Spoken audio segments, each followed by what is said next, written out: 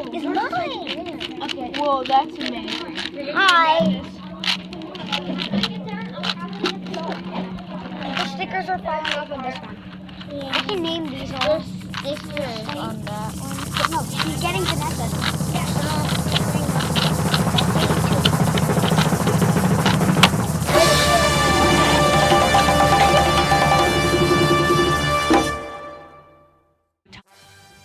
Why is there so many Rubik's Cubes in that cardboard bin?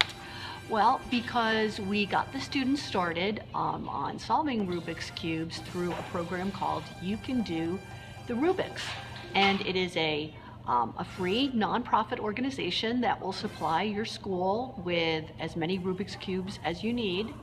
And we plan to not only use them for an upcoming Rubik's Cube tournament, we also plan to use them, and we have about 450 of them, for a mosaic that we are going to put together. So the students will have to solve the Rubik's Cubes to assemble them together to create a picture. That sounds really hard, but when is the competition going to be?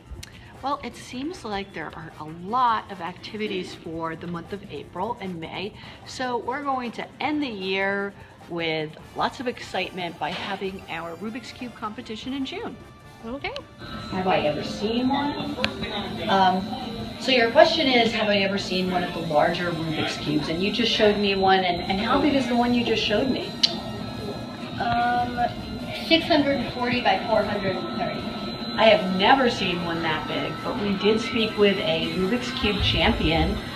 She Skyped with us, and she told us that there are all different size Rubik's Cubes, but traditionally in tournaments, they use the 3x3, and they have all different types of ways you can compete with just the 3x3. You can compete blindfolded, you can compete using just one hand, or you can I can barely, I can't move it with one hand without it just flipping out of my hand. Yeah, neither can I. I can barely solve it with two hands.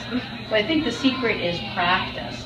And the last way that I've read that they can compete is actually with their feet. Solving it with 2 feet, yes. How do you solve a Rubik's Cube? Well, there are different algorithms.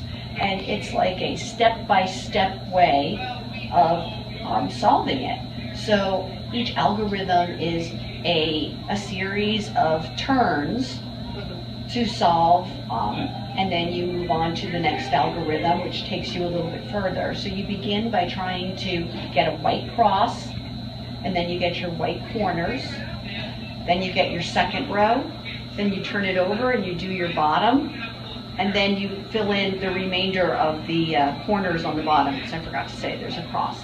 So each of those is a separate formula or algorithm, and if you're very interested, I can share the book with you called You Can Do the Rubik's, which actually shows you each of the algorithms. Okay. And some really smart people figure it out on their own, because I'll just tell you one other thing, in the 80s, there was no solution book like that. So people had to really just use their heads and try and figure it out. So you look pretty smart. You might be able to figure it out, but you have to be very determined and don't give up. I worked for an hour on solving one, and I just ended up mixing it up more. Well, you learn from your mistakes, right? So come back and try another day. I heard there was a method that you can turn, I think 2 moves, keep turning that, and then it would end up solved from solve. Well, there's a way to do each step individually, like solve the top row, solve the middle row. There's a shortcut you can do, and in that using that shortcut algorithm, you can solve 2 rows at one time. I can't do that, but some of my students can.